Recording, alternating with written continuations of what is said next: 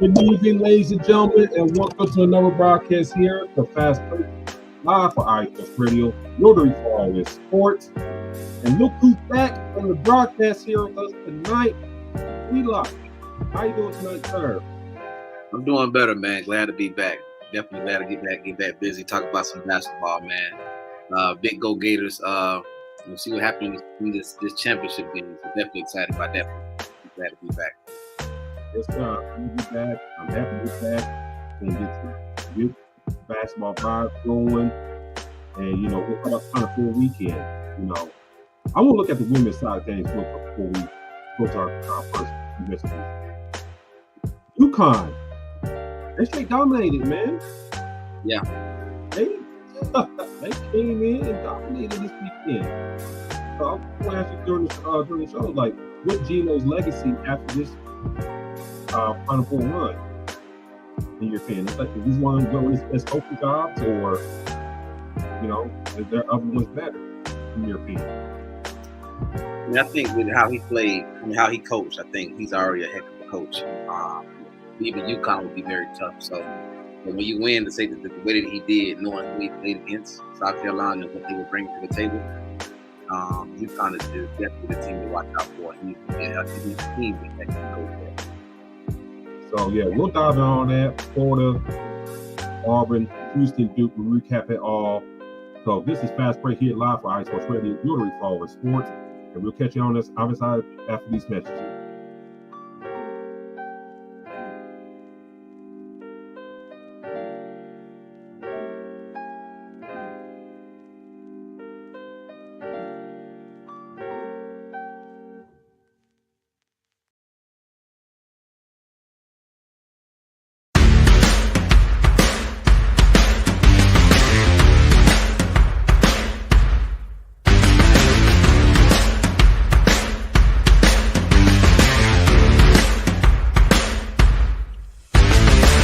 Hi, eSports Radio fans. This show is brought to you by Planet Jerky Premium Brisket Beef Jerky. Planet Jerky is the official jerky of the 2022 California League champion Lake Elsinore Storm, single-A affiliate of the San Diego Padres. This all-brisket jerky has gluten-free options, contains no MSG, no sodium nitrate, is low in sugar, and high in protein. Go to their website at planetjerky.net and follow them on Instagram at Planet Jerky. Planet Jerky, the jerky that's on a whole other planet.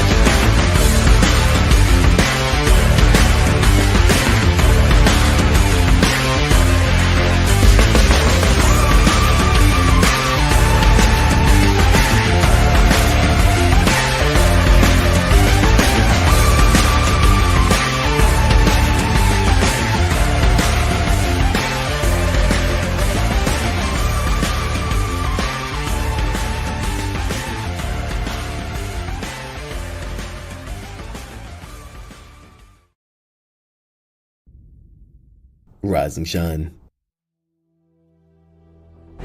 It's 4 a.m. The stars are still out. The sun is beneath the horizon, but it's time to punch in and go to work. The comfort of your warm-ups turns into the grinding out of your reps as the clinking and the clinking of the plates create a symphony of euphoria. There's no other feeling like it. Earn it, burn it, and take what's yours. iSports Radio has proudly partnered with Vital Apparel, a brand that not only fits great, but also promotes and donates to mental health research. Use our code IESR to get 15% off their comfortable and inspiring gym wear and help them on their amazing journey to support mental health. Go hard, take part in your iron therapy, be strong. Because when your mental health is as strong as you are, there's no telling how far you'll go.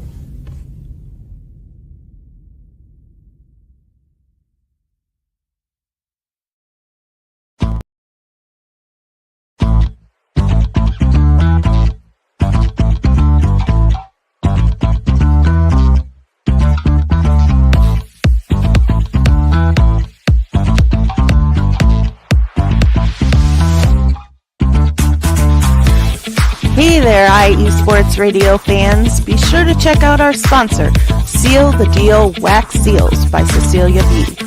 You just finished your very own wedding or baby shower invitations and you're looking for that extra special touch? Maybe you just wrote a letter to a relative or a friend and you want to add to their smile when they receive it.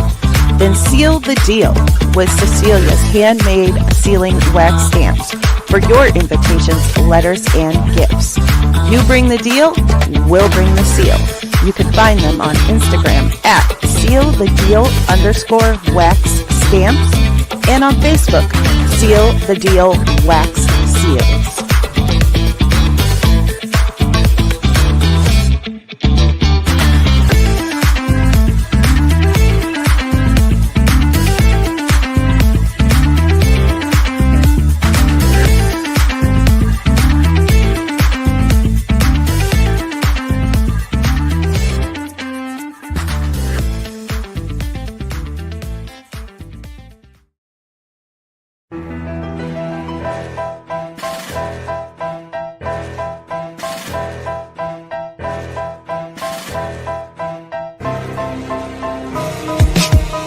For the last 10 years, IE Sports Radio has been bringing you amazing content ranging from interviewing legendary athletes, coaches, and other authorized media personnel to building tailor-made shows dedicated to all major sports cities around the country. Make sure to follow us at IE Sports Radio on X, Instagram, Facebook, TikTok, and YouTube to keep up with the latest in sports and with all of our shows. Also, make sure to check out our daily updated website at iesportsradio.com. At iesportsradio.com, you can see our daily show schedule and check out all of our show pages with personal bios to learn a little bit more about each of our awesome hosts. In addition to our show pages, you can catch the IE Sports Radio blog, Hall of Fame, Fans of the Month page, and our merchandise shop including t-shirts, tank tops, caps, long sleeves, hoodies, and more. For now over a decade here at IE Sports Radio, we've continued to be by the fans, for the fans, and we thank you all for your support and for making IE Sports Radio your direct feed for all that is sports.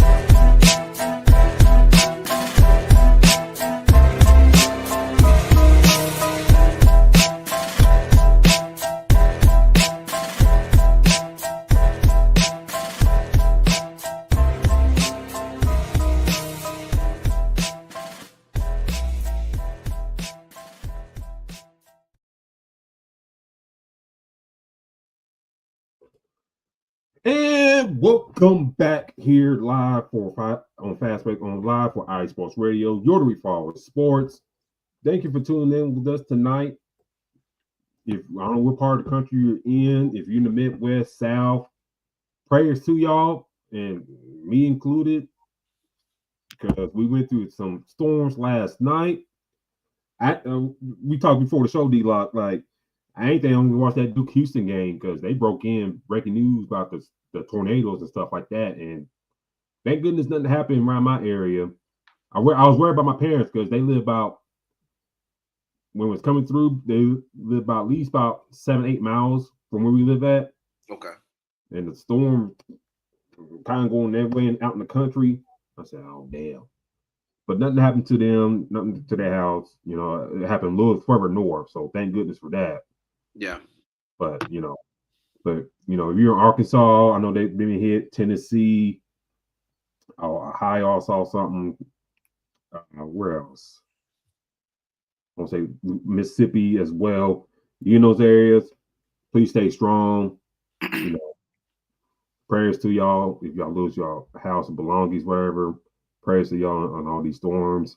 And we're in the beginning of April, so hopefully not too much craziness will happen. But D-Lock, happy you're back on the show. How are you feeling tonight, sir? I'm feeling better. It's good to be back, especially with seeing what the Gators did yesterday. I was actually in Gainesville yesterday for a track meet, so to be there and experienced that back at a college town. Brought back the memories of a college student. So feeling pretty decent about that. Glad the Gators are going back to the championship. And we'll see what happens. They got to play Houston coming up, so it'll be very interesting. Before we dive, what was the since you were in Gainesville, what was the vibes? What was the vibes around the town when Florida won the game? Were they out on the street celebrating or? Big time. I would say. I even take it back to before the game started. The game started around 6:09 specifically. I was going to a decent place to go get something to eat, something healthy, and literally the line was like outside. Literally all Gator stuff. People getting ready for the game. And then fast forward to midway. Obviously, the game was pretty close, and it still was getting pretty hectic. But then once it was clear that they won, I had to actually return a vehicle. I think it was a steal and a putback. And once that happened, the crowd went crazy. And the place just went nuts. So, you can hear them saying it's great to be a Florida Gator. You heard people honking horns, just like a college life, you know what I mean? And I'm pretty sure the whole city was, going crazy. So, but me, like I said, I actually went and got me something to eat and laid down. My college days are done. So, for me, and I did definitely walk back and seeing the excitement that they had, and this is obviously prior to the Duke game, so it was pretty early, probably around like 8:00, somewhere around there, and it carried on throughout the night. You know what I mean? Because they know that they are in that championship game, which they deserved it. It was a heck of a game, and they throughout this tournament, Florida's been fighting back in the second half in almost every game. They had their fans, me included, on the edge going into that second half most games, and they would find a way to play good defense. Marcus Clayton would come out and pop the threes when he need to, or make the shots when he need to, get the and ones when he need to. And it was just a few mistakes that hurt Auburn, you know what I mean? That gave Florida that chance and a little bit of momentum. The fact that going on a 7-0 run that fast is just insane. 2 threes and an and one or something like that. Now the game changes. So, but it was a heck of a game, man. And I believe, Gator did respect Auburn, but they definitely got the dub, and the crowd in Gainesville showed it. Yeah, I think just kind of like getting the vibes of the weekend. All number one seeds made it. Me and Terry Rodriguez, before when the brackets were released, we talked about that. Like, there's a good possibility all the number one seeds will make the Final Four, because right. It was, and we talked like everybody trying to make bigger deal than like the SEC getting all these teams in and all that stuff. And I say, yeah, but also saying on that same broadcast is like, I didn't think Georgia was a tournament team, and they showed that against Gonzaga. Mm-hmm. I didn't think Oklahoma was a tournament team. They played tough against UConn. I'll give them their props there.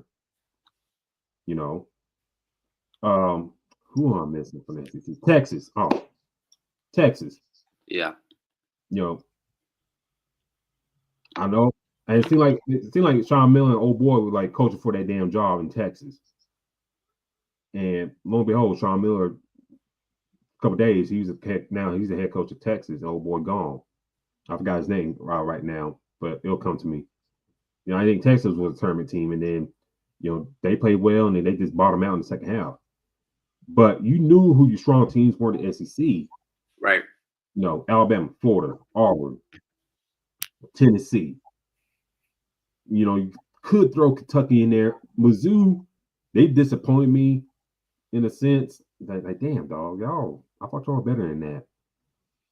Yeah. And now you kind of look, fast forward to this weekend, the top two teams in the SEC for most of the year made it to the Final Four. And it sucks that two SEC teams went against each other like this. Clash, yeah. To the finals, but it is what it is. Mm-hmm. And you come into this game, man. This is like, could Auburn, get their runs in to kind of keep Florida at bay? And then could, Florida kind of stick with Auburn and don't let those runs kill them. And then kind of, because we see in this tournament, D-Lock, like Florida, they get down a little bit in the first half, and then second half, they come back strong. William Clayton Jr., probably one of the best players in this tournament, in my humble opinion. When they want to do all tournament teams, I think he's got to be on the list, like in the first team. Oh, yeah. Ag, I could be missing a few hours off the top of my head, but William Clayton Jr., to me, if they lose this game tomorrow against Houston, regardless, I think he's been the MVP this whole tournament. Right. I know Geno Auriemma, I know Cooper Flag, all that, but William Clayton Jr., in my humble opinion, has been the MVP for Florida in this run right now. And, for Pete and Tom, and we talked about this early in the year about him, the best way to get out of trouble is to win. And he got his team on the knock on the doorstep of the national championship. Right. And, salute to Florida to get in this point. I think, I had them win my bracket. I think they're their most complete team, in my opinion. And tomorrow's going to be real interesting how they're going to, fight against Houston. But, it's kind of saying on this game right here, Auburn didn't make too many field goals in the second half. Nah. I think it was like 8 field goals, I believe, 7-8 field goals they only made in the second half. Yeah. So that's to flip that script in the second half, like I mentioned before. That's just great work right there. Mm-hmm. An Auburn team that like to score and get up to down the court. That's his great job right there, limiting them to 8 field goals. Granted, they only won by 6. But, to eliminate 8 field goals and win by 6, I think you take that any day of the week. Yeah, I think the biggest thing that I did notice is, some of the turnovers that Auburn had. And them turnovers definitely hurt Auburn. I think even with that, Florida capitalized, which I'm grateful for. I just feel like, Auburn was in the game. They just like Texas Tech did, believe Maryland had at one point. They had like a 7 to 10 point lead at some point, and Florida bounced back. That shows you the resiliency that Florida has, and you're doing it against a team that knows you. You played against Auburn before, so they know how you're going to operate, and stuff like that. So for me, I think it was a heck of a game. I think, to be honest, you had a battle of. You probably have Florida, Auburn, and Duke literally right next to each other, on that board of the top teams.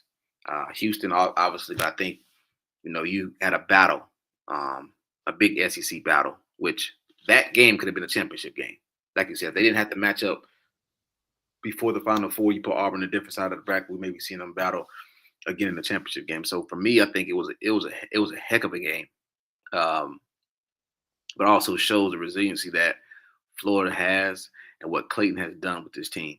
I think that, looking at his numbers, he had only one game under 20 points, and that was against Maryland. So you're looking at a 34 against Auburn, 30 against Texas Tech, 23 against UConn. So he came ready to play for this tournament. I think him being the MVP of the tournament, the star player of this tournament, I think he definitely proves that. But this team looks like they definitely make their adjustments at halftime. But the thing is, when they compete against a team that also makes adjustment at halftime, how does that affect them moving forward? Because again, going in halftime against Auburn, man, I was kind of nervous. I'm like, this team knows them pretty well. They got this lead. Like, what are they going to do? And they made the adjustments. There was a few fouls that came around, a few turnovers, like I said. But then obviously, I think later on in the game, Auburn got kind of desperate, started jacking up threes to play catch up. And once that happened, the shots were not falling. It was a call that happened that I did not like. Can't remember exactly which one it was. I can't exactly remember exactly which call it was, but again, Florida came back and made a statement, and they deserve this win big time. Now they got to do it one more time tomorrow. Go to the chat real quick. Marcus Low Scret says Broom getting hurt cheated him, and he also came back and said he would have destroyed Florida. What you make of those comments right there? The Broom didn't get hurt. Because you brought up Texas Tech, right. And that matchup, they were like, I thought at one point, like they were just kind of killing them inside Florida. Talking about Florida, they were kind of killing Florida, topping them, killing Florida inside. Like, damn, yeah, kind of got up a little bit by 8 points or something. Damn, they might just take them out. But then that Florida just kind of came through. I don't know who may be better, Toppin or Broom, but let's just stay with Mark with what he said right here. If Broom did not get hurt, would he dominated Florida down low? I wouldn't say he would have dominated, but I think the outcome would have been a lot closer. I mean, we're talking about a 1 possession game, 2 or 3 possession game. Yeah. I think what we've learned is this Florida team is very resilient. So even with the lead that they did have, they found a way to get the dub, man, regardless. I think Florida finds a way. Haas played outstanding. I believe he was the one that had that steal and the putback in the end one at the end, about maybe a minute and 15 seconds left, something like that. That kind of closed his game out. But again, I think, and also Broom was in a little bit of foul trouble too, if I'm not mistaken. He had 3 fouls, but he was in foul trouble a little early. Had Auburn on a, kind of nervous about that. So, and Broom played a huge part, I think. But also, I just think that Florida, they earned it. I mean, they've been that team that found a way to get it done, even being dominated down low. Because again, Texas Tech, we just seen Texas Tech. I literally thought that game was a wrap. That game had me super nervous, and I'm looking like, dang, like they about to get put out now. And when I seen that, you gotta feel good about that game, and then literally get ready for the next one ASAP. So I'm like, ooh, wiping sweat. Damn, we just got done with. We found a way to get done with Texas Tech, but now we got Auburn next. So, but the momentum carried by what they did against Texas Tech, and that built the confidence not only in the players but the fans as well. Of hey, if they had this, how it happened against Texas Tech getting dominated down low, and I just watched that game. I'm like, we can't grab any boards, nothing, and they still found a way to win. I think even with Broom being healthy, I think they still would have had a little bit of a good chance to at least get it done. No, it's tough to say, man. It's like, I don't know. Maybe not. If he's healthy, maybe, but it's just like it's hard to say. Right. It's hard to say. And you kind of, if you look at Florida's run through this tournament, it's just like they kind of face these battle-tested type of teams. If you look at it, UConn, when I kind of reviewed that UConn Florida game, D-Locke, and just watching that game, I was mad at UConn in a sense, like Dan Hurley, his bigs, if they ain't shooting like baskets under the basket or getting oops, they're not shooting long shots. Like at one point, I think the kid Reed had the ball. I talked about this. Like he had the ball at the free throw line for like a legit 20 seconds while the play's going around, guards moving around, stuff like that. I said, damn, dog, it's a free throw. Shoot it. Shoot it. And that kind of let me know right there, like, damn, what's Dan Hurley teaching his bigs and stuff like that? And yeah, the game was close, but I was like thinking, like, just like little things like that, and like it kind of put your team in disadvantage. Right.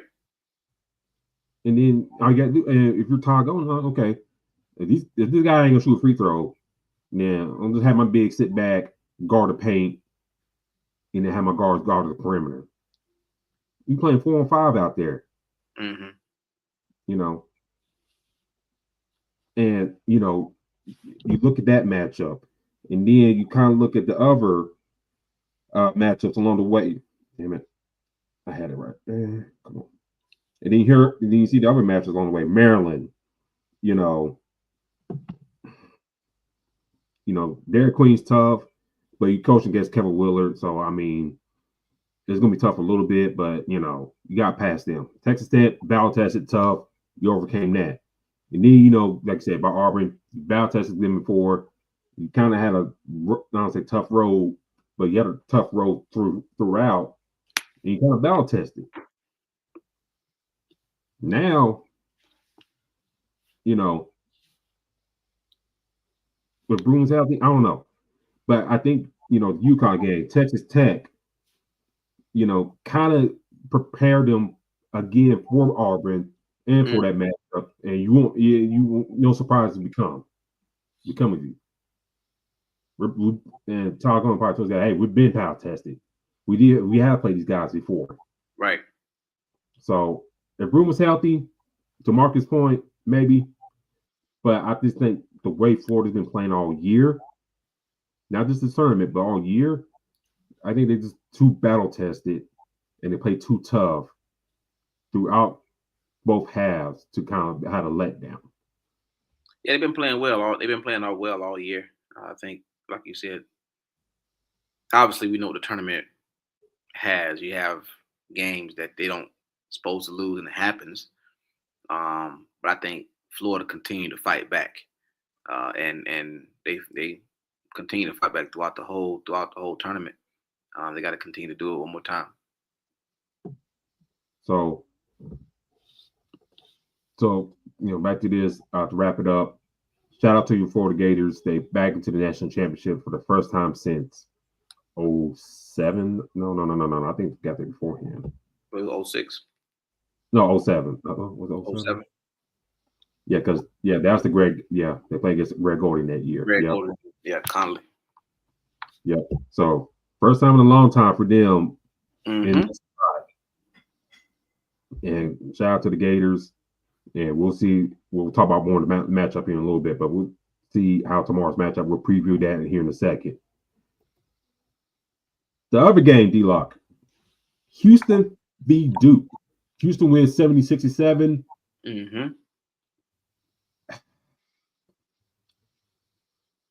We talked before the show. Duke was up double digits at halftime. Now, I was sitting there watching the game. I got tornado signs all over me. And I'm like, yeah, Duke is up, but it's like I'm waiting for Houston to kind of turn up the heat a little bit, if you know what I'm saying. Yeah. I tweeted from my show's account right here. I tweeted like, if I was Kevin Sampson, I would press those boys early. Make those dudes ball handlers, get them tired, create some turnovers, kind of get them out their sinking psyche a little bit. Now, that didn't happen in a sense. They kind of, let Duke bring the ball up, kind of fill them out and stuff like that, play half-court defense in that sense.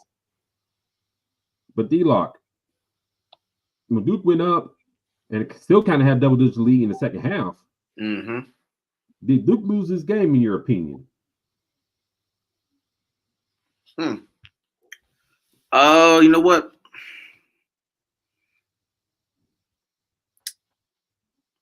I don't want to discredit Houston for their win. I hope it doesn't hurt me tomorrow because if I discredit them, they mess around and beat my Gators, and I will feel sick next Sunday. But I indeed think that Duke lost this game. I mean, at some point, the game in my mind was over as well. And I'm looking at the play-by-play just to remember, some things. You're talking about 2 minutes, they're up by 7. Yeah, and obviously that's not a guaranteed win. But that's when things started to fall apart. Yeah, turnovers come around, and ticky-tack fouls that impacted this team.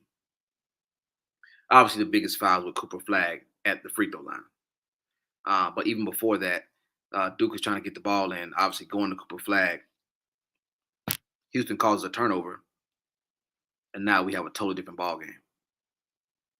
So, again, coaching played a huge part with this. But I think at this point, some of these guys just folded at the last minute. The pressure was huge. We know who they were relying on. And it seemed like as many people as they have, they could have easily went to anybody else other than Cooper Flag. And in my mind, it gave me the vibe of they were trying to force the ball to Cooper Flag on at least every play. And we can see that on the last shot. But with all these other guys they got, they could have drawn plays for other players, and that's where coaching comes in. So for me, I think that Houston played well. I'll give credit to Houston for capitalizing on this opportunity, getting the shots made when they needed it, because the momentum slowly started to change. And us as coaches know that all it takes, as a basketball coach, at some point, a minute is a long time in a basketball game. Especially a 6-point game or a 7-point game. That can feel like forever. So just one mistake can change everything. I mean, right now, I'm looking at it right now. A minute 14, Duke's up by 6. Yeah. 33 seconds. Actually, he makes the free throw at minute 14. This is a technical foul by Houston at 1:14. So they get a free throw and they get the ball. He makes the free throw. They're up by 6. He misses the layup. Or Joseph, he gets the block. Houston pops a 3. Yep. 30 seconds left. The clock has 24 seconds? Yes, I believe so. So 24 seconds, right? Houston calls a timeout. 30 seconds. Duke has the ball now. 30 seconds. Duke has the ball. Turnover by Duke. Steal. Houston. And I remember vividly the turnover. He gets the turnover, and he runs back to the 3-point line to pop the 3 to tie the game. And he misses. So he misses, and Tugger gets the board, and he puts it back up. He tips it back in. Boom. Yep. With 20 seconds left now. 20 seconds. Yep. They're up by 1. A lot of times, I play NBA 2K a lot. If I got the ball with 20 seconds left, you're going to foul me. I'm going to make sure I knock those 2 free throws in. We got a 3-point game. Yeah? So then he fouls. Proctor misses the first free throw. Now this is a totally different ball game. Mm-hmm. Because now even if they make a 3, now Duke is in trouble. That's 1. Not only that, the second free throw, Cooper Flag with the foul of the reach. Now, that's a questionable call. I'm pretty sure it'll be talked about for weeks throughout this whole process. Here or there, it can go either way. But as we know, in any sport, there's a foul or a flag literally every play. If they call it. So now, that's the ball to Houston. 2 free throws, boom. That momentum, that's at 19 seconds. Literally a minute ago, they were up by 6. A minute. Mm-hmm. We have a totally different game. And all in that blink of an eye, Houston is ahead. Now, me, I'm not going to lie. I'm looking at Juan Roberts with these free throws. I'm like, okay, he might make the first one, but he definitely. I'm like, he going to make this first one, but then this is too good of a move. This looks too written. You know what I mean? Like, he's going to miss this next one. All right, bet Cooper Flag's probably going to make a layup or something, or we're going to overtime. Duke's going to win. That's just how I seen it. But he makes it. So now Duke is in a situation where they're not up by 6. They're down by 1. Had the timeout. Go to Cooper Flag, and he misses this game. Now, you had, obviously, a foul, and you have an opportunity. But just that quick, the game turned. So, for me, as much as Houston, they They capitalized on opportunities. They got the steal. They tried to pop the three. They got the board. They got the putback. They fouled. They got to miss free throw. Then they got a foul, a call that went their way. And then, even still, Juan Roberts had to make his free throws. So again, I think that as much as Houston won this game, I think Duke lost. Yeah. Watching that game, and I try to focus my best, man. I was like, damn, and thank goodness the local broadcast split screened it. But I was sitting there watching tornado coverage, and now I'm watching this. I was like, damn.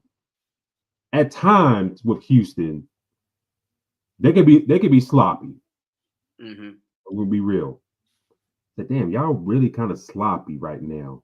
Missing layups, just kind of just playing. I won't say uncoordinated, but it's kind of like playing like dudes at your local rec center. It's kind of out of control at times, stuff like that.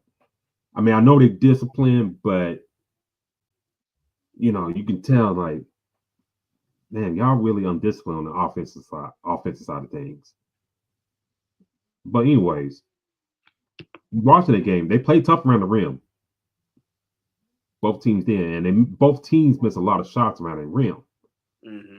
And I tweeted that at halftime on behalf of Duke, was like, you're up big. I think if you make more of your shots, I think you'd be up bigger down low. Because Cooper Flag is getting to the basket. And the dude from South Sudan, I forgot his name. What's his name? Maluk. Yeah. I can't think of his. Don't know how to pronounce it. I said, dog. I said, damn, dog. Where was this effort when you play Alabama against this team? Yeah. I know it's a different team, different mindset. But you dunking like nobody's business against Alabama here. Yeah. You want trying to get the ball. You was kind of scared of death and stuff like that. Yeah.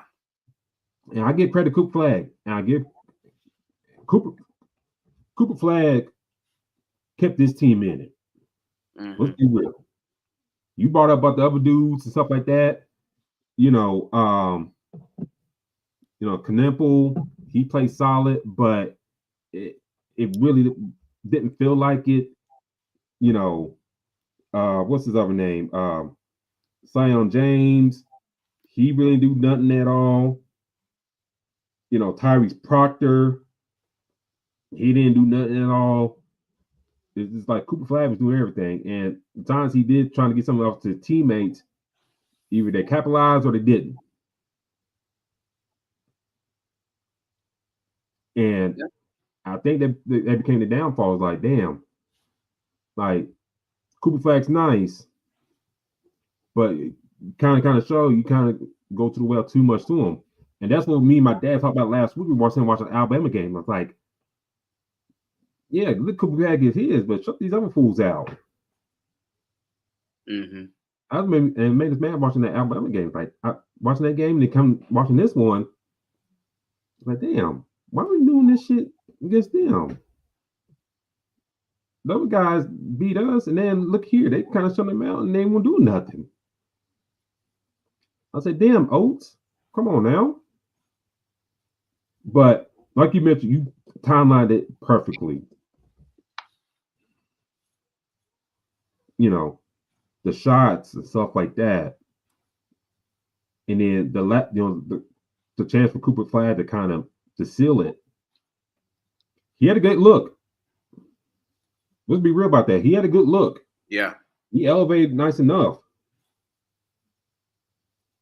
I just thought he could have got the shot up a little bit more. Kind of a little bit more. If he got a little bit more arc on it. Yeah, it would have been in. Yeah. It would probably been in. Yeah. It looked like it was for a minute. I mean, I think just it looked like one of those Kodak moments. You know what I mean?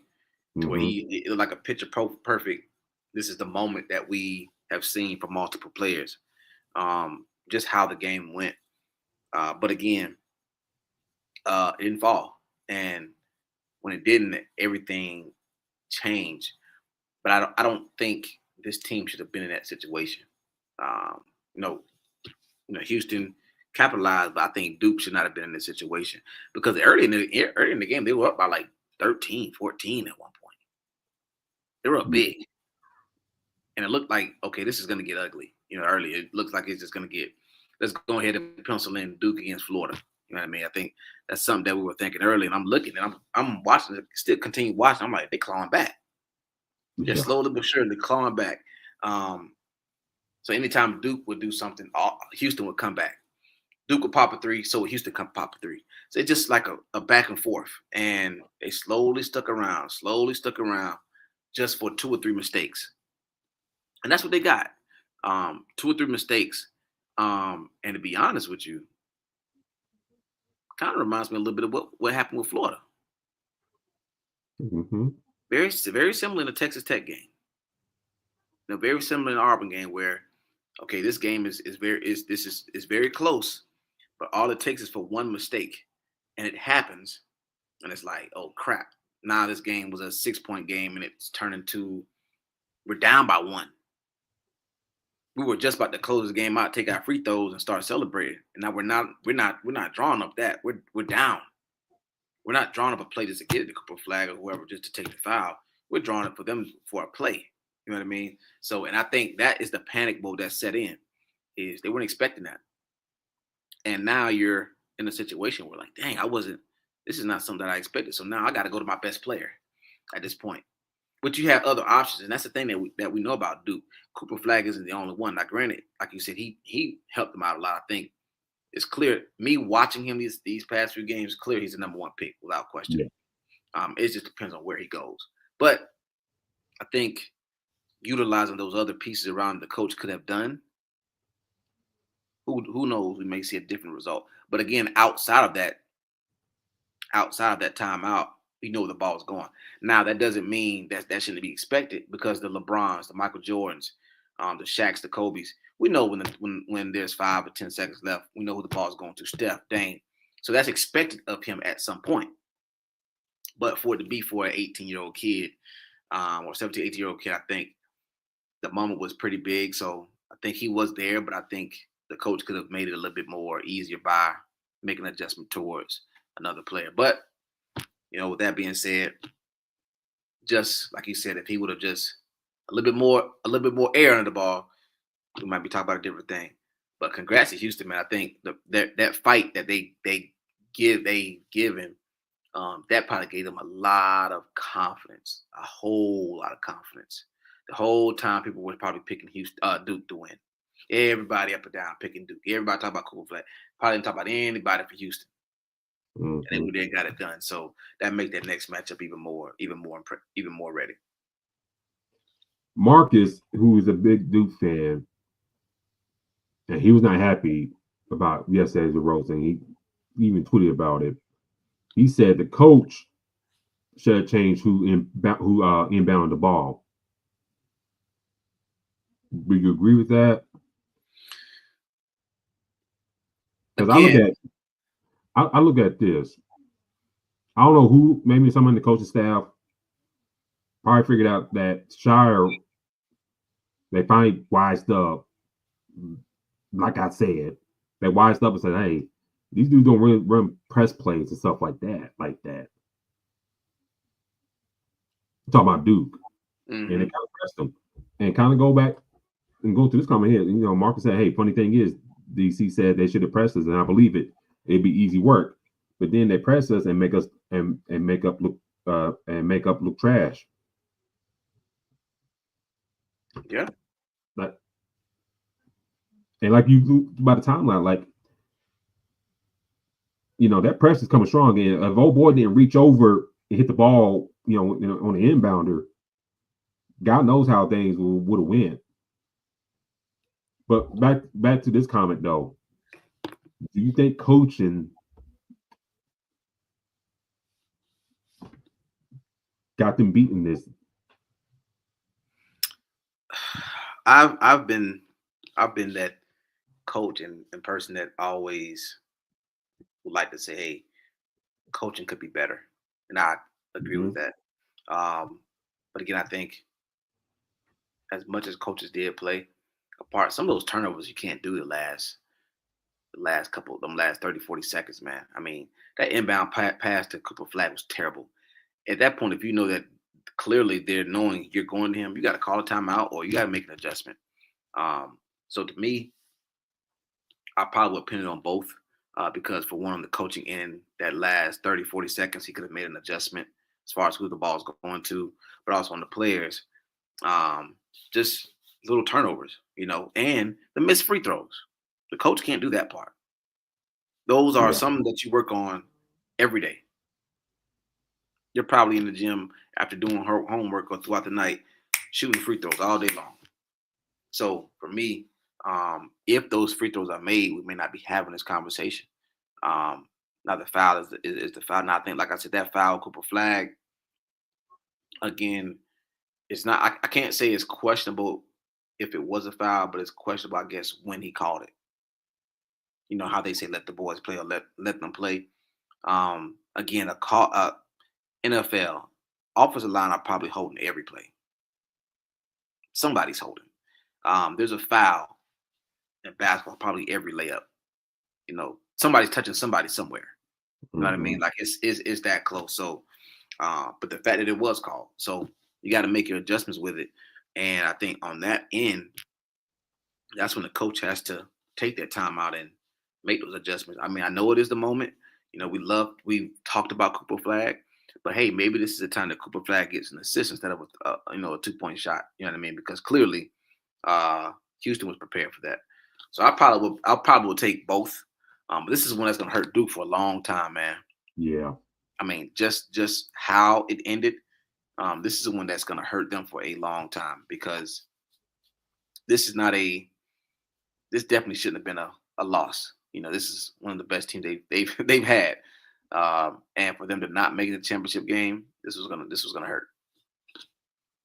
Yeah. Before we take our first break, I'll wrap up like in this. Marcus brought up this point. We put all our eggs in a Coop basket. Yeah, I mean, it got you to the Final Four. And before you went out, D-Locke, one thing I brought up, was like before the tournament started, Cooper Flag went out with the ankle injury during the ACC tournament. I remember that. I was like, how healthy he's going to be for this tournament run. And, before Duke played, I was watching the pregame. Jay Wright, and I was in the boat with Jalen Rose, but Jay Wright brought a good point.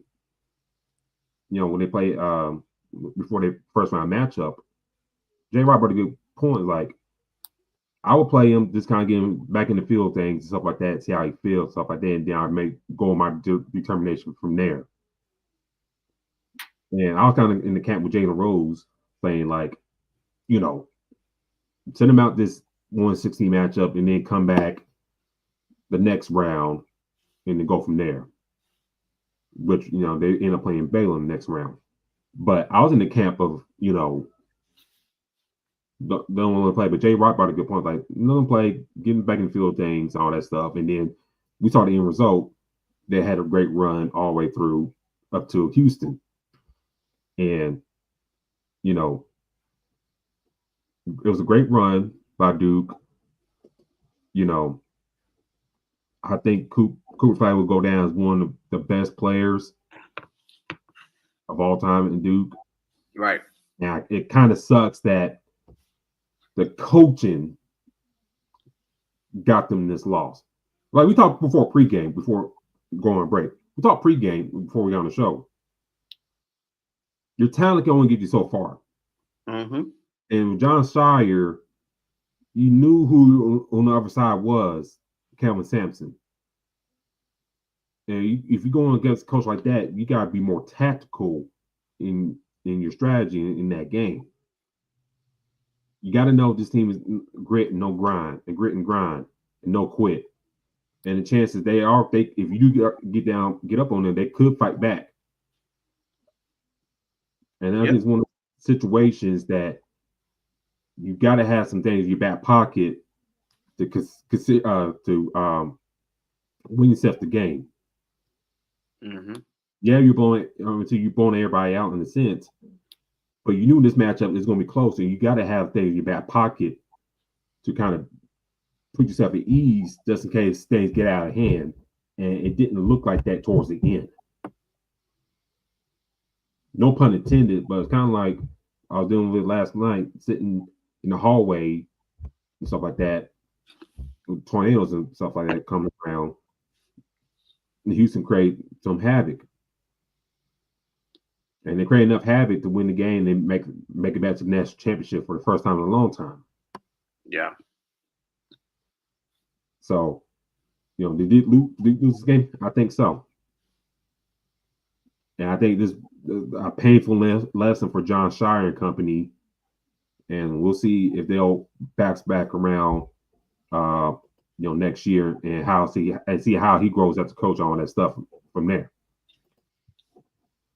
Woo! We went long there, but we'll take our first break. On the other side of things, we'll talk about the preview matchup of the men's title matchup, Houston, Florida. Who wins that? Also talk about the women's Final Four. What is Geno Auriemma's legacy after dominating the Final Four? But this is Fast Break here, live for iSports Radio. You're the Reach Sports, and we'll catch you on the other side. What's up, guys? If you're looking for the best coverage of all Northern California sports, including 49ers, Giants, Warriors, then check out the NorCal Sports Report with yours truly, Andre Fernandez, every Wednesday at 11 a.m. Pacific Time, right here on IE Sports Radio, your direct feed for all the sports. We have guests every single week talking 49ers, Giants, Warriors, Sharks, San Jose Earthquakes, and a whole lot more, plus 3C2A. You do not want to miss this show. So tune in Wednesdays at 11 a.m. Pacific Time to the NorCal Sports Report on IE Sports Radio, your direct feed for all that is sports.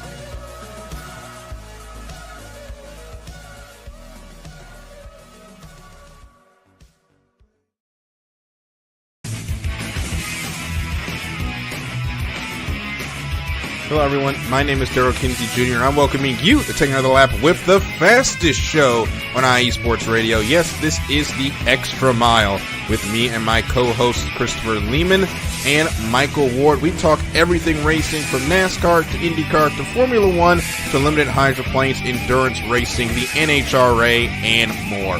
So come join us for an hour of great racing talk and a lot of fun as well on the Extra Mile, Thursdays at 8 p.m. only on IE Sports Radio, your direct feed for all that is sports.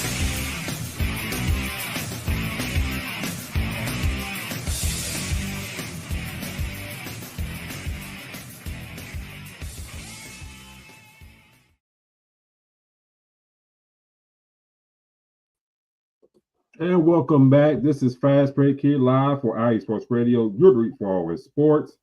And thank you for tuning in with us here tonight. All right. On the other side of things, I asked you, D-Lock, before we went off for a break, real quick. Who wins between Houston v. Florida in the national championship, in your opinion? It's going to sound biased, but I think Florida does win now. I think what Houston the game that I just seen from Houston has me on eggshells, has me nervous because this team clearly shows the resiliency as well. I know what Florida does and how they play their second halves. If they let this Houston team hang around or even get a lead, then they might be in trouble.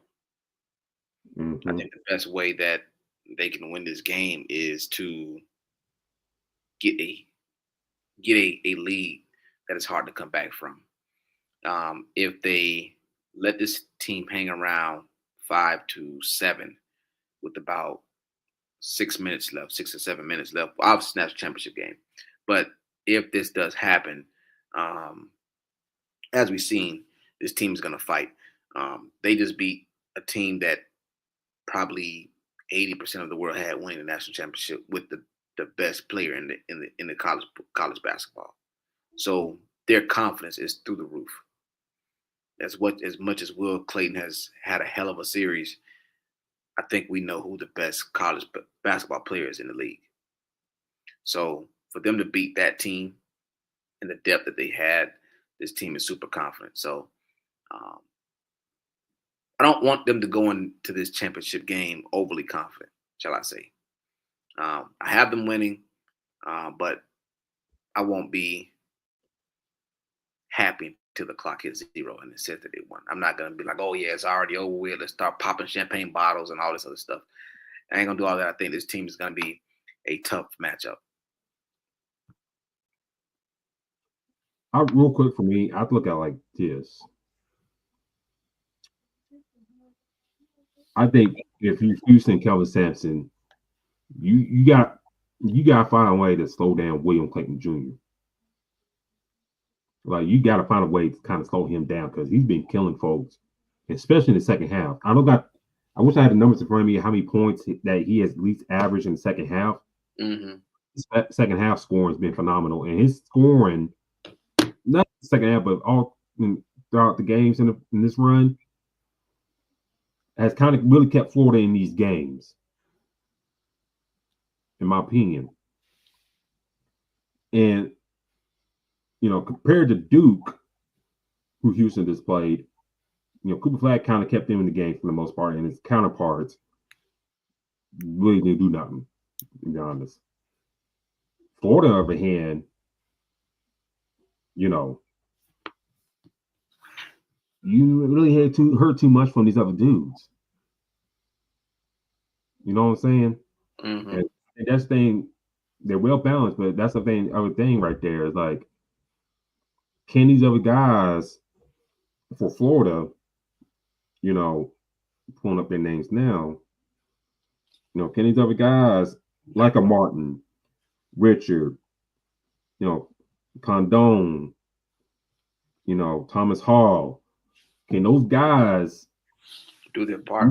Help Clayton out on the offensive side of things, box out, rebound Houston, because Houston out rebounded Duke in that matchup.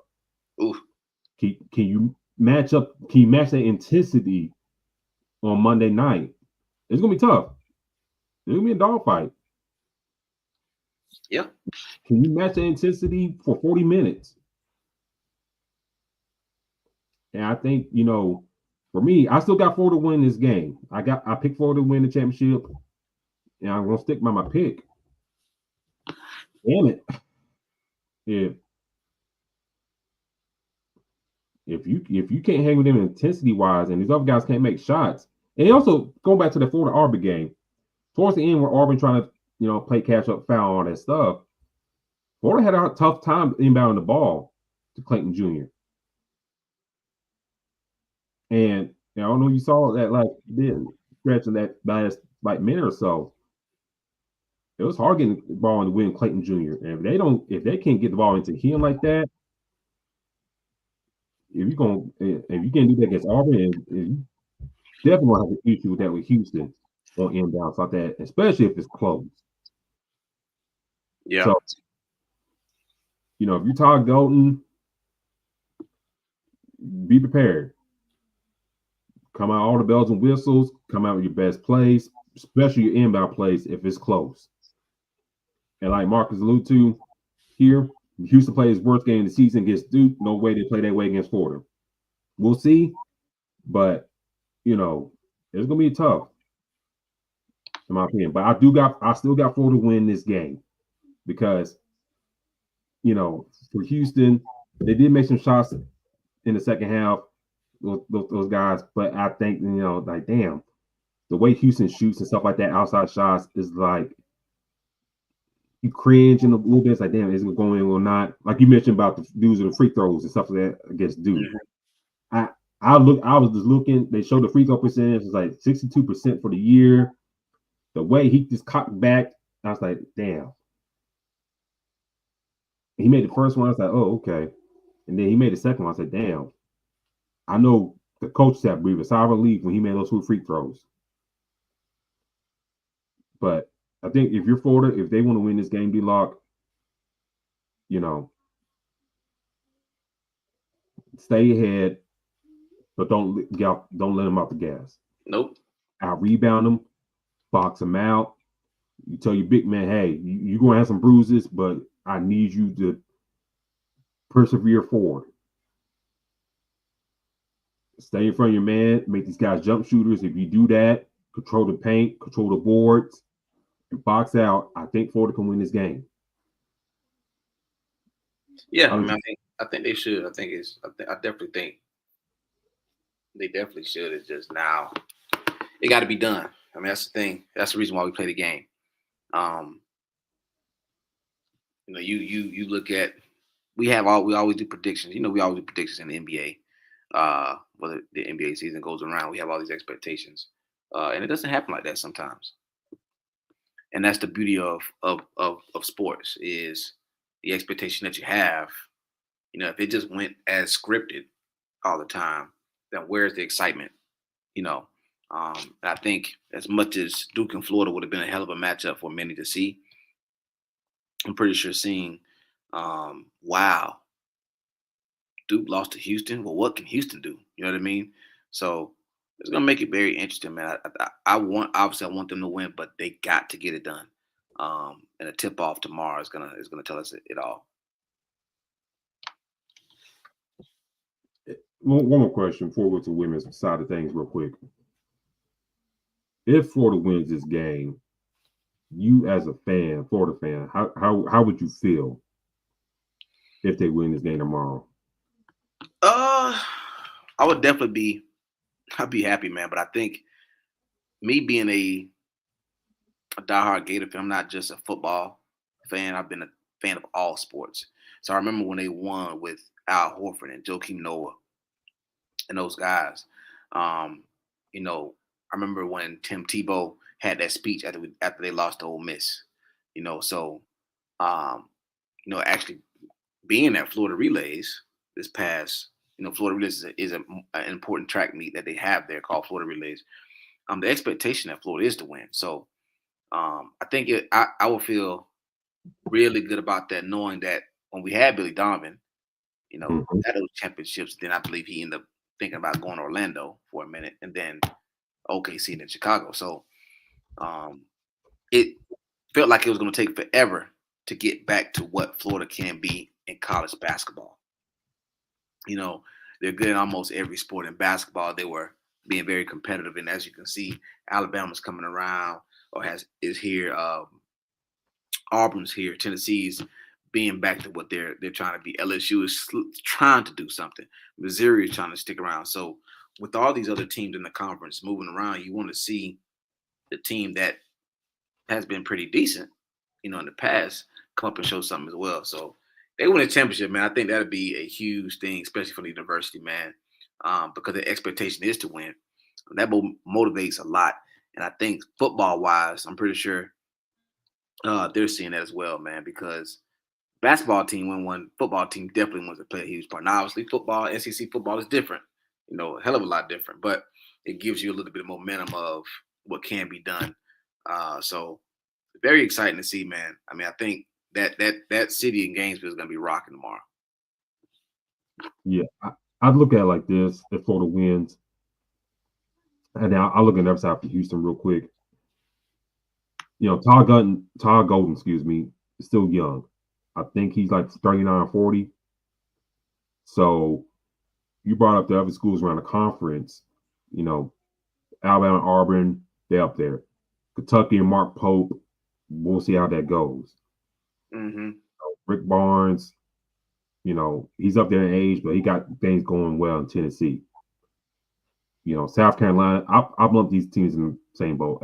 South Carolina, LSU. I think right now they're in the mud.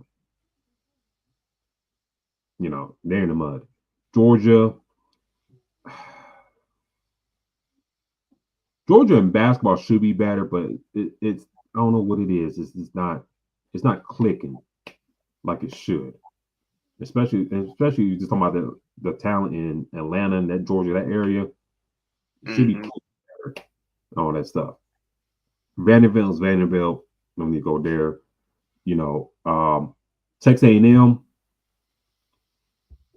A buddy of mine who's a Texas fan texted me this when Texas beat A&M in football early this past football year. And he put it like this. These efforts had 10 plus years to put a strong foothold in the SEC, and they couldn't do it. And now, look at them now in the SEC now, Texas A&M. Their coach has left to go to Maryland. They hired a guy from Sanford here down in Birmingham to be the new head coach, Bucky McMillan, who I think fine head coach, should do well there, and all that. But we'll see how that goes. But I kind of look at Todd Golden's age and what he can do. If he can just keep this up, I think he can rule the roost in Florida and the SEC for a while. Now, how the NIL and all that stuff is going to work in his favor, time will tell with that. Because I've seen reports that Duke, they say they got money lined up, ready to go. Texas got money, and they just hired Sean Miller, so we'll see how that works out with them. Oklahoma, we'll see how things work out with them. I think it's a huge disappointment to me. And then you got the old money at Ole Miss with Chris Beard. How much money they're going to contribute with that? And he didn't leave for Texas A&M too. So SEC is going to be tough. It's going to be tough.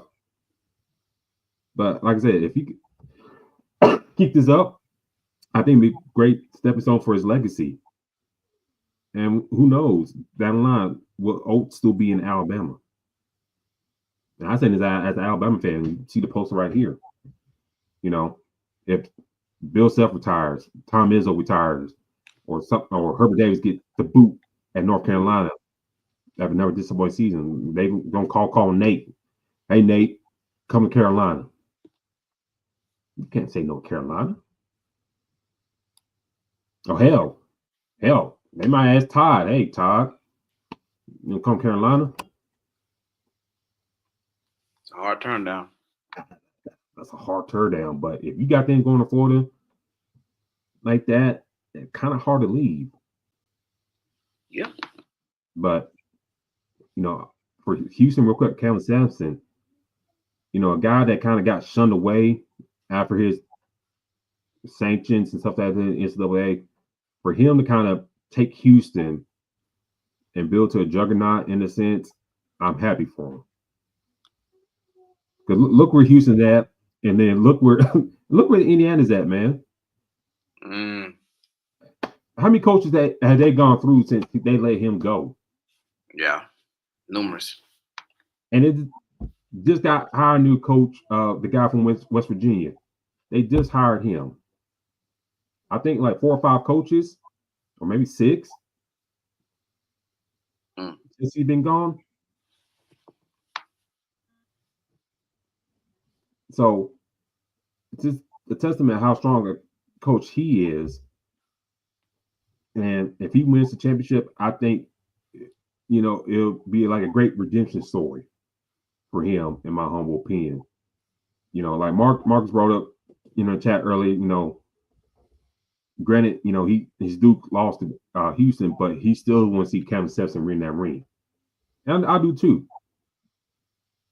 But I won't be mad, if Tom Golden, one of the young coaches in the NCAA, wins one, and it kind of issue a new era in a sense in coaching. A lot of the old heads getting out. Have you seen the past few years? Yeah, they are. Roy Williams. We don't know about Rick Barnes and Tom Izzo. Jay Wright. He's still your analyst now. Old boy who was the coach of Miami, he bounced in the middle of the year. Said, I can't do it no more. So we'll see. But how much you got Florida winning by chance?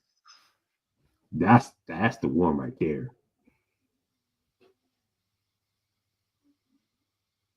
I give it 11-point game. Woo! Yeah. I don't. And maybe I'm just overly worried about this team. I just feel like if it's a 6 or 7 point game, man, I don't think Florida makes some of the similar mistakes or turnovers that Duke did. But in order to beat this team, they can't let them hang around. No. If they hang around, that's going to cause an issue. So that's what I'm saying. Like I said, I don't see them making some few mistakes. Obviously, I think the difference. I mean, yeah, you got Clayton, but they can get other guys the ball to where it's not literally just Cooper Flag on the team that Duke was just relying on. But I think in order for this to be a game that we're like, okay, well, yeah, Florida's the national champs. I think that second half they turned. I think Florida actually starts off pretty decent in the first half, and they dominate the second half because they know what they just seen. They understand. Okay, well, look, this Houston team ain't nothing to play with. We have to be on our P's and Q's from the beginning. And I think this is one of the games where they lead that first half. So for me, I think I say 9 to 11 point game. Any closer than that, I might be coming up here saying some sad stuff next Sunday. I think Florida wins by 4 points. It's a close game. I think the reason I think free throws will come into play here. And I think Clayton Jr. will do enough to put his team over the edge. But I think the free throw battle will be very telling how tomorrow night's game will go. And, let me pull up the stats from the game last night. I got the women's stuff up. Hold on 1 second.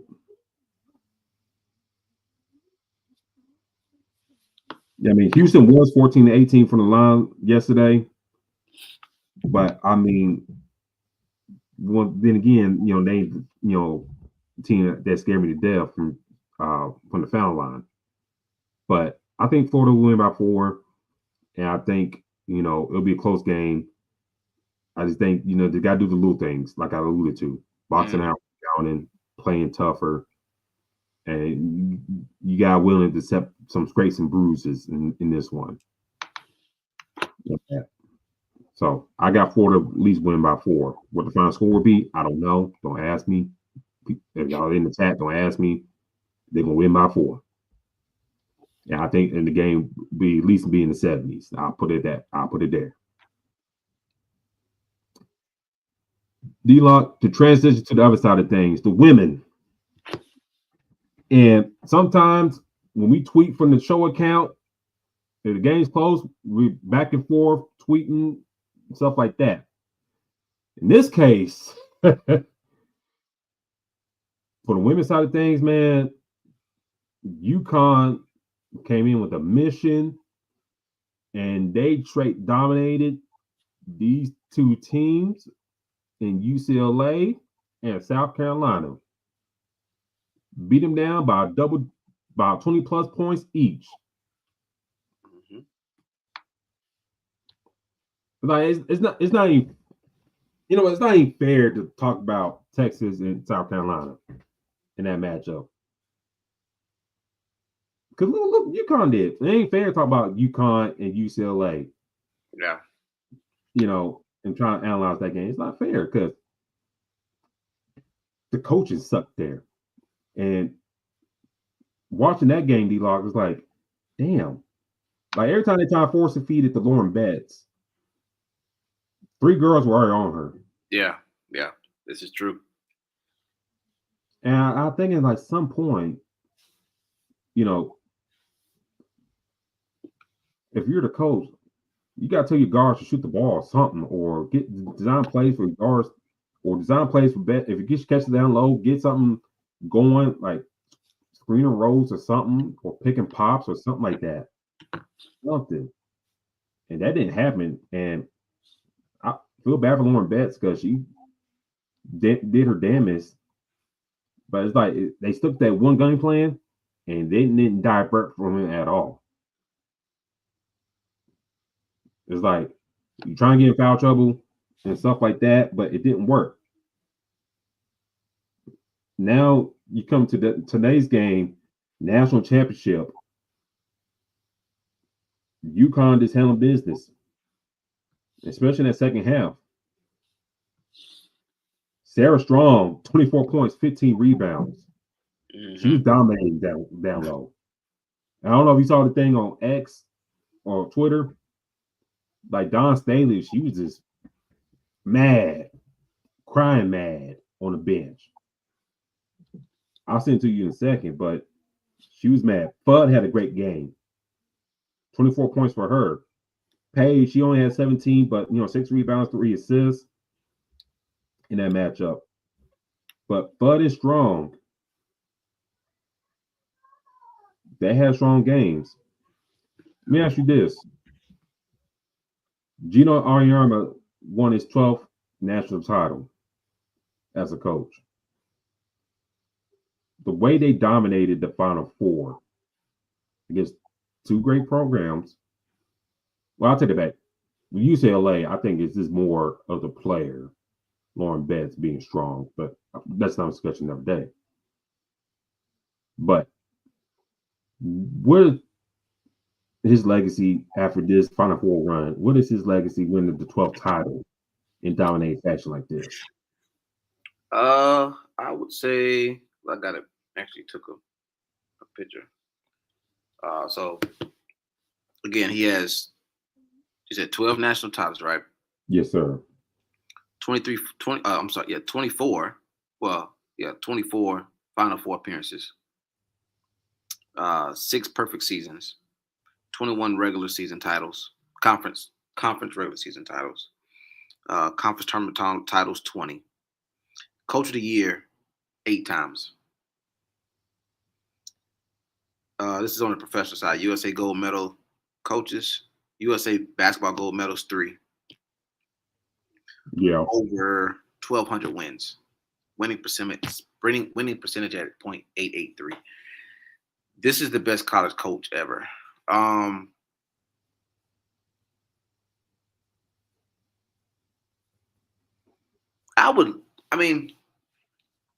Obviously he coaches women, but I would love to see him coach a men's team. Ain't gonna happen now. Yeah. I mean, what he's done, AP National Coach of the Year 9 times, WC Conference Coach of the Year 16 times. Already been inducted to the Hall of Fame for women's basketball and Naismith Memorial Basketball Hall of Fame. His legacy is going to live on forever. I mean, I think it's going to be hard to catch him for anybody. And to actually see it, I mean, come on, man. They won a championship 2002, 2003, 2004, 2009, 2010, 2013, 14, 15, and 16. All of these years back to back. Like, and to count numerous players that he has in the WNBA. We talk about all these other coaches, and I think there are good college coaches, both men and women, but he is at the top. I mean, his resume is entirely too long. I mean, with all of these championships, you know what I'm saying? So for me, I can't put anybody above him. Nick Saban is in that range.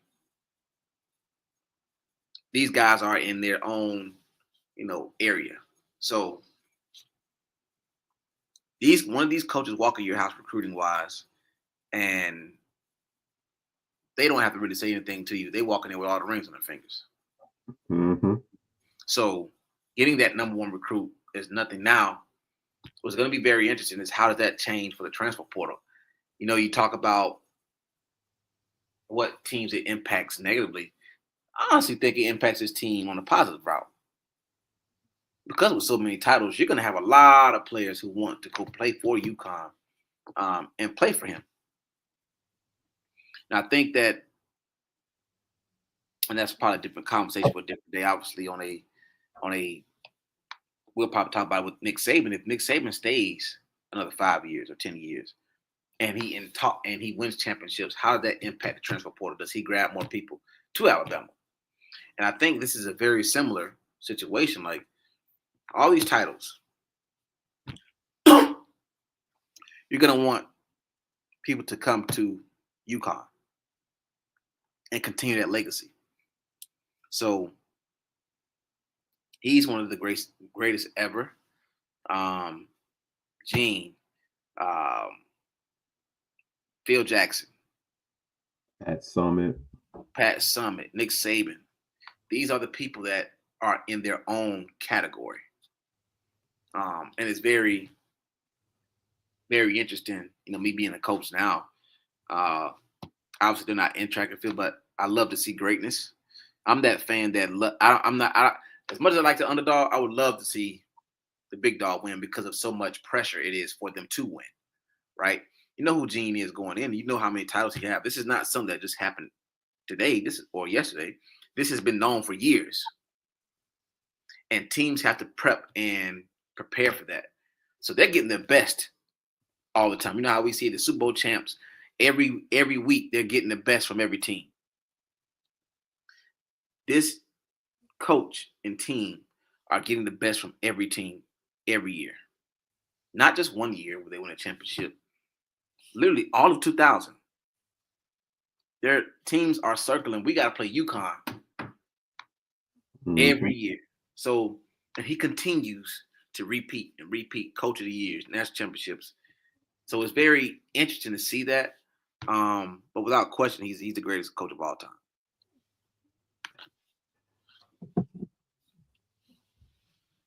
For them to dominate the teams that they did in this Final Four run is amazing.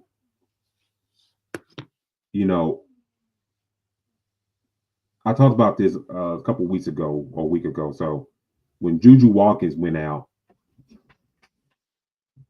and I was like, damn.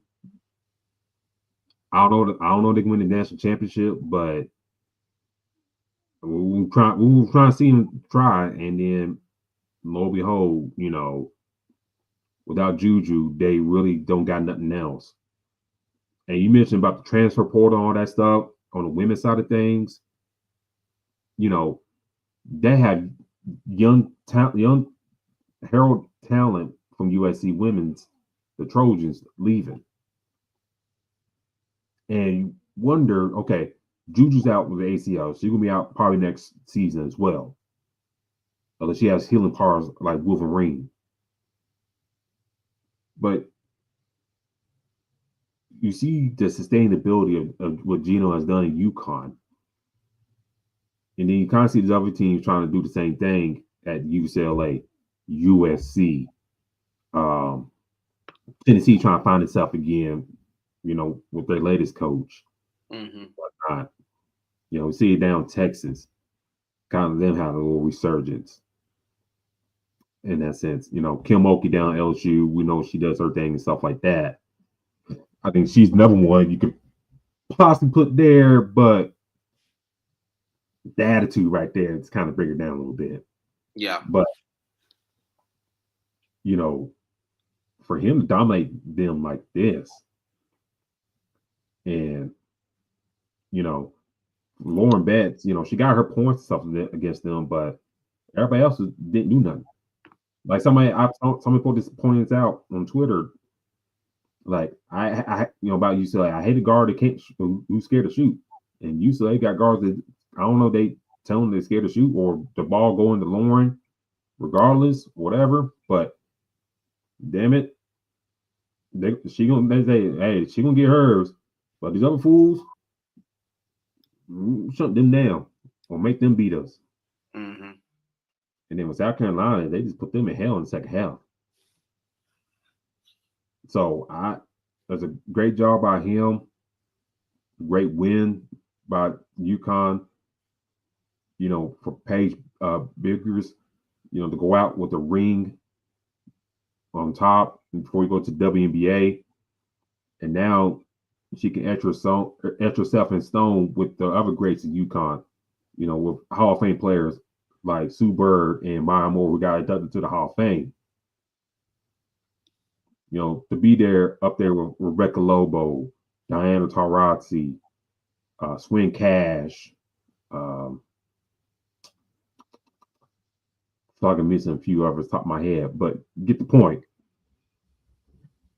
So for her to finish her college career on top, you know, senior year, all that stuff, you know, great job for her, a great look, you know, for her in her college career. Let me ask you this. Speaking of the USC, if Juju was healthy and they met up in the Elite Eight, well, they did meet in the Elite Eight, but if Juju was healthy for that matchup, does UConn make the title game?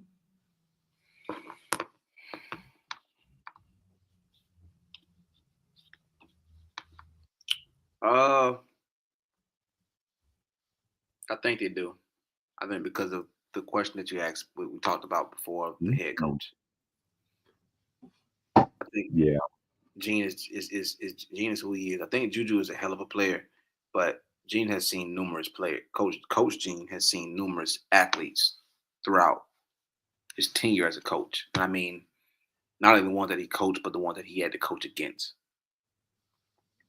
And we talk about coaching, which is what we talked about even in the men's championship, in the men's Final Four. I think Gene has that experience. You know, you give him one or two players, he's going to be able to fill that roster around and make sure that they gel together and they make the right plays. You know, those type of coaches, they're used to seeing, you know, different caliber athletes. Now, they don't win all of them. There are that few players and the perfect team that can just, you know, hurt a few things or kind of change things. You know it with Nick Saban. I mean, Nick Saban was a hell of a coach, but it took a horseshoe, you know, a little bit of luck to beat him. You know, you had to have the perfect team and just a little bit of luck just to get past them. So I think Gene is in that category. So as great as Juju is, I think that she is very good and will be in WNBA as well. I just think that Gene and what he has in UConn is legendary. You know, this is not him like Calipari, who just went to Arkansas. He's trying to build this chemistry. He's at UConn where literally he has this same. He just plugging players into his program. Mm-hmm. So they're just coming in and just doing the same exact thing from Maya Moore to Paige, all these other players. He has that player that come in and changes and continues to lead. I mean, I think that's one thing I always talk about as a coach. Is when you are recruiting, you want to recruit somebody that establishes your culture. And when you get that one person that establishes your culture, it could be a freshman, it could be a sophomore. That person, they hold it and they pass it on to the next generation. So if you start with a freshman that comes in and they hold it until their senior year, they pass it to the junior, they pass it to sophomore, you know? So now it's hard in college basketball a lot of times because a kid would leave before their senior year. But that's why you recruit so many, so you find that person that can continue that culture. And UConn and Coach Gene has that. So when Paige leaves, he's not worrying about, well, I need to find somebody that can do this, that, and the third. I've already got that person installed. And that's what, you know, a lot of times we see teams that be really good for a while, and then all of a sudden, for some reason, they don't look the same. But that's because that culture builder is possibly not there. something's a little different, So as good as Juju is, I just think the culture that UConn has, they would have found a way to the championship. I think, for me, I go back to that matchup back in December when these two teams played, and how USC was getting out, making shots, Juju doing her thing, and UConn closed the gap. They got down, but they closed the gap, and they lost that game. Now, we tweeted and I talked on the show. Look at potentially see these two teams playing again in the tournament. Sucks that Juju went out the injury, but if she was healthy, man. If she was healthy, I think she would have. I think they would have won. Now, could they did something different defensively compared, what they done this run here? Possibly so. But I think Juju's so good at scoring. It was so good. She's so good at scoring that I think she would have kept them in it. Because her scoring 30 points is different, in a sense. Because she got the ball most of that time in her hands, And I think sometimes her supporting cast is a lot better than UCLA's. That at least they go out and score and stuff like that compared to UCLA's. So I think USC will kind of it'll still be a close game. I think USC would edge them. But it won't surprise me, like you brought about Geno. Like, okay, will he go back and look at the tape of that last matchup in Stores and kind of do some things differently? And thought, okay, she can do her thing, whatever. But these other girls, we got to shut out. And we'll put more pressure on these other girls compared to her. That's the thing, I think I've been curious to see if that matchup would happen. Yeah. That would have been one of the great matchups, big time.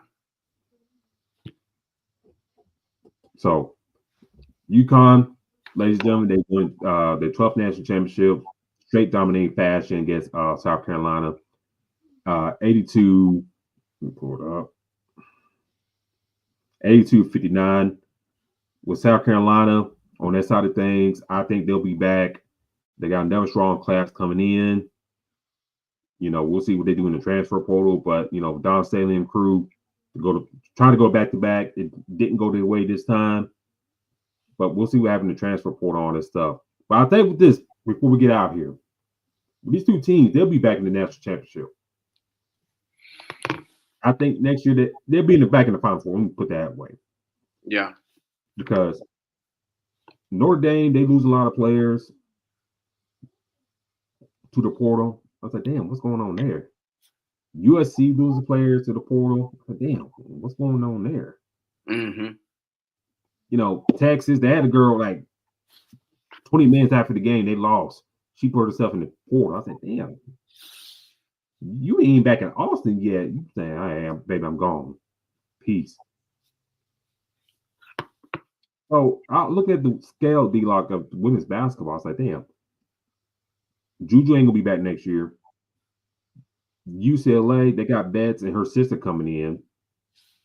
Younger sister, they might be back in the fold. I'm just looking. These two teams will be back in the finals again. Texas may have something to say. TCU, LSU.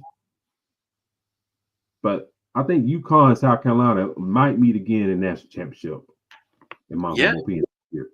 I'll let you have the last word on that. You know what? I'll probably wouldn't disagree with you. I think, those two teams are going to be tough to match up with. Again, with Gene coming back, he's going to bring what he's going to bring. USC is going to be USC. Watch out for LSU because they're going to find it. But also, I think we do have to pay attention to what, like I said, I mentioned earlier, this transfer portal. This transfer portal can change a lot for multiple teams. Along with this transfer portal, these athletes are, we see them play the game and shake their hands and go about their business. Sometimes them conversations are a little bit deeper than, hey, congratulations. I'm here to say that now. So you never know. But I do see them being the team to come back. I even fought further to say now that I think UConn comes back and repeats because right now they've shown that. And man, most of my life I've seen UConn women's basketball at the championship game hosting the trophy. I think that continues to happen. Yeah, I think, to kind of close things out, I